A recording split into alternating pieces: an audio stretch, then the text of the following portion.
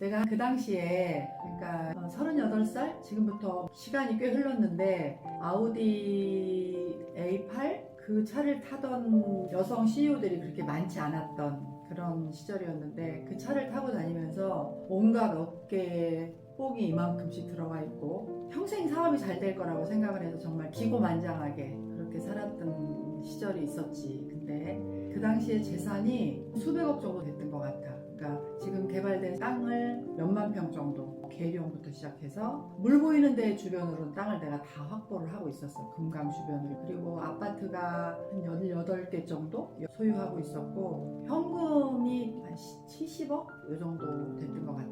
그렇게 하면서 집을 아치 형태로 막 현관 입구부터 시작해서 그렇게 호화스럽게 해놓고 살고 이랬던 시절이 있었어. 평생 잘 나갈 거라고 생각을 했지. 자기가 평생 잘 나갈 거라고 그렇게 생각을 하면서 사는 게 얼마나 그 바보 같은 생각이고 또 지나고 보니까. 그런데 이제 그냥 두겠어? 그런 내 인생을 어느 순간에 도미노처럼 그 많은 돈, 많은 부동산 이런 것들이 어느 순간에 그냥 다 물거품처럼 그냥 쓰러지더라고. 쓰러지면서 엄청난 병이 오고 갑상선 기능 항진이 와서 눈이 다 튀어나오고 괴물의 형태가 될 정도로 이제 그렇게 됐었는데 그때 내가 시행업, 부동산 시행업, 그러니까 건설사가 무언가를 짓고 또 시행사가 그 물건을 또 맡아서 하는 그런 일을 했단 말이야. 그렇게 힘든 그 시절에 또 뒤돌아보니까 사채를 너무 많이 쓴 거야. 그러니까 내 돈만 다 부도가 나고 내가 갖고 있는 부동산만 다 까먹었어도 아이들은 힘들지 않을 수 있었는데 사람들 나한테 빌려준 돈을 취합을 해보니까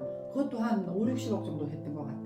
아우디 A8을 팔고 그 일부의 돈을 몇 천만 원 됐지. 그 돈을 다 직원들에게 조금씩 나눠주고 400만 원을 들고 중고차 시장을 갔어. 또 일을 해야 된다고 생각을 했기 때문에 중고차 시장을 가서 내 기억에 마르샤 한 11년 됐다고 하더라고. 딱 타는 순간 그 담배 쩌든 냄새라고 하나? 똥 냄새였어. 진짜 그 악취는 내가 살면서 한 번도 느껴보지 못했던 그 악취. 그래서 그 차를 끌고 고속도로를 그냥 밟았어. 아무 생각 없이. 근데 밟으면서 무슨 생각을 했냐면 죽어야 되겠다. 이제 내 인생은 끝났구나. 죽어야 되겠다는 생각을 했던 것 같아. 근데 어느 날인가 TV에 노란색 편지가 놓여 있는 거야. 봤더니 딸아이가 편지를 써놓고 학교를 갔어.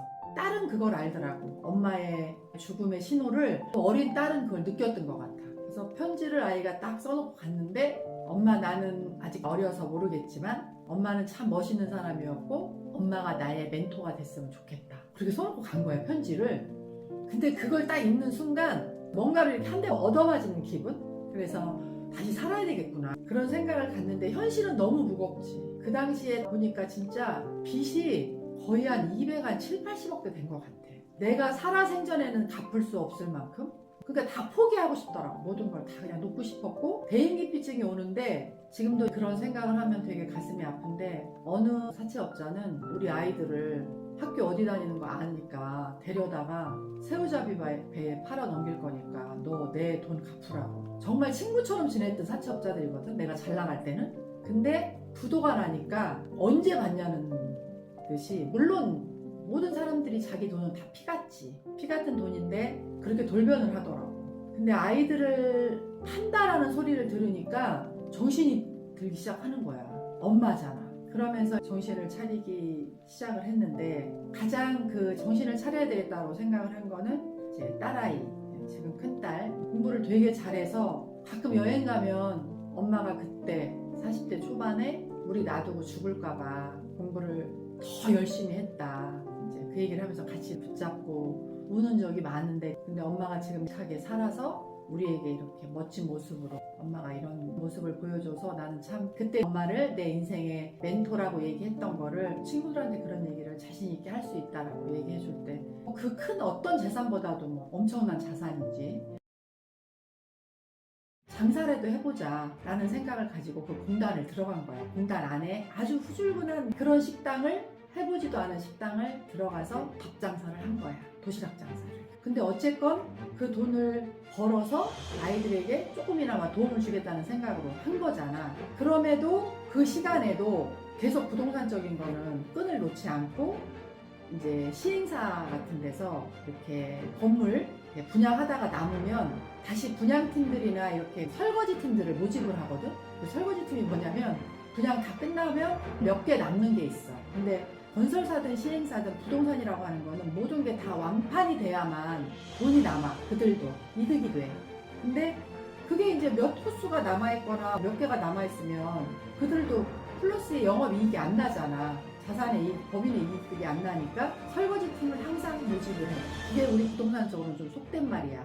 근데 설거지 팀으로 들어가면 건설사나 시행사에서 주는 수수료가 조금 더 받게 되어 있어. 그래서 정말 한 4시간, 5시간 정도밖에 안 잤던 것 같아. 분양하고 끝난 시간들을 하나라도 더 분양하고 임대를 해볼 목적으로 직접 풀을 써서 마르샤 차에 싣고 다니면서 다 전봇대에 붙이는 거야. 밤에 붙이면 아침에 출근하는 사람들이 그걸 보면서 전화가 와. 그 오피스텔은 얼마예요? 분양가는 얼마예요? 매매가는 얼마? 이런 전화들이 온단 말이야. 그리고 이제 우리 때는 이런 말 해도 되나? 야간업소에 나가시는 분들이 있었어. 그런 분들은 또 일이 늦게 끝나니까 대부분 그 창에 빛이 안 들어오는 오피스텔을 임대를 하기를 원해.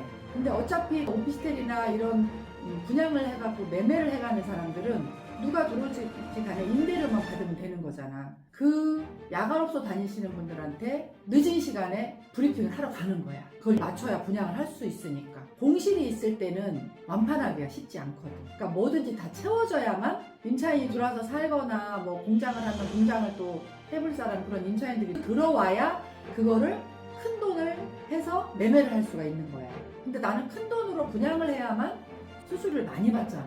그러니까 그렇게 머리를 쓰면서 생전 풀 한 번 써보지도 않은 사람이 밀가루를 사다가 풀을 써서 그거를 차에 싣고 다니면서 전봇대에 붙이고 비가 와서 그게 떨어지면 또 거기 가서 울면서 또 다시 그거를 붙이고 미친 듯이 일을 한 것 같아. 땅이든 땅 분양이든 오피스텔 분양이든 공장 분양이든 어떤 거든 감사하게도 고객들이 내가 하는 브리핑을 굉장히 많이 신뢰를 해줬어.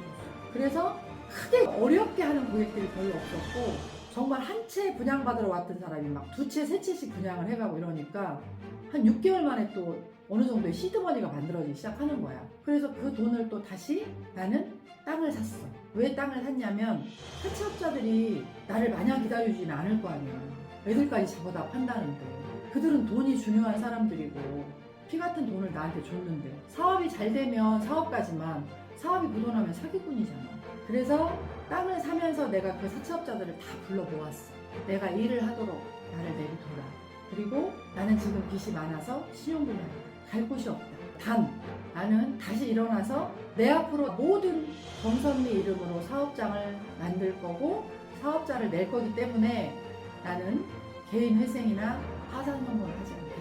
파산 선고했으면 아마 오히려 더 쉽게 갈 수도 있었을 거야. 근데 우리나라는 뭐 전 세계적으로 마찬가지지만 신용사회이기 때문에 한번 파산 선고나 개인 회생을 하면 오랜 기간 동안 앞으로 사업하기가 쉽지 않거든. 그래서 다 사채업자들을 불러놓고 내가 땅을 샀는데 이 땅에 물론 당신들이 빌려준 가치의 10분의 1도 안 된다. 100분의 1도 안 된다.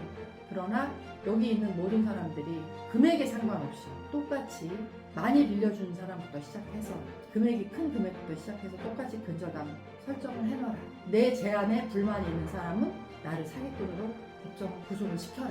근데 감사하게도 그들도 돈을 받는 게 목적이니까 단 한 사람도 구속하자라는 얘기가 없었어. 그래서 이제 여기까지 오게 된 거야. 근데 그 빚을 50대 초반까지 갚았으니까 많이 시간이 걸려져. 어떤 사람 1억 빌려준 사람이 있으면 500만 원씩 20번 갚아야 되는 거고 1000만 원 빌려준 사람이 있으면 50만 원씩 또 20번 갚아야 되는 거고 그렇게 갚았어. 그렇게 하면서 한 13년 동안 빚을 갚고 다시 재기를 해 가는데 부모님이 주신 끼가 있었던 것 같아. 연예기획사도 한 3, 4년 해봤고 대학가요제에서 떨어진 강변가요제 이런 데 떨어진 실력 좋은 애들이 있어. 이름 대고 유튜브에 치면 나와. 뭐 이제 이런 애들이 강변가요제나 대학가요제 떨어지면 실력은 굉장히 좋은데 이제 운이 없었다고 해야 되나? 이제 이런 애들을 데려다가 우리 때 뭐 지구 레코드사, 우리 때는 이제 LP판 시대니까 카세트 테이프 시대, 뭐 나이가 다 나오는데 그렇게 애들을 데려다가 키우면서 또 부동산에 손을 놓지 않았고 학원도 운영을 해봤어. 초중고 애들 학원을 운영을 해봤는데 그 선생님들 관리가 힘들어. 이런 모든 경험들이 또 내가 수백억의 실패를 했더니 정말 돈 주고 산 이런 경험이 내가 다시 재기하는데 엄청난 나한테 플러스가 됐거든. 나도 누구에겐가 정말 힘들고 어려울 때 또 간절함이 있는 사람에게 멘토가 됐으면 참 좋겠다. 그런 생각으로 정말 열심히 일을 하고 있기 때문에 지금 이제 추억으로 얘기할 수 있어서 참 다행이다.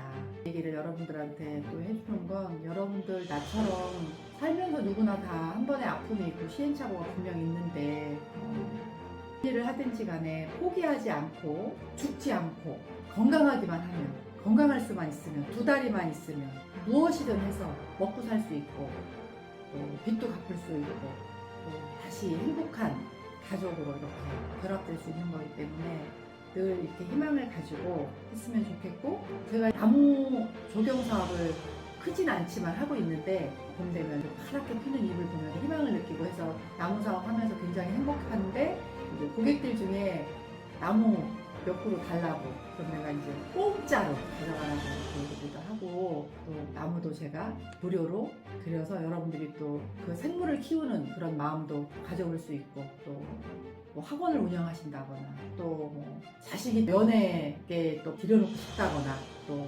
부동산 업을 배워보고 싶다거나 컨설팅이라든가 공인중개를 따려고 하는데 어떤 게 조금 더 빨리 자격증을 취득할 수 있을까? 여러분들 꼭 공부하지 않더라도 실전이 되게 중요하니까 그런 것들 제가 조금이나마 도움이 되면 기꺼이 제 채널을 통해서든 아니면 1대1 미팅을 통해서든 마음껏 보따리를 풀어내주고 싶다라는 얘기를 하고 싶네요.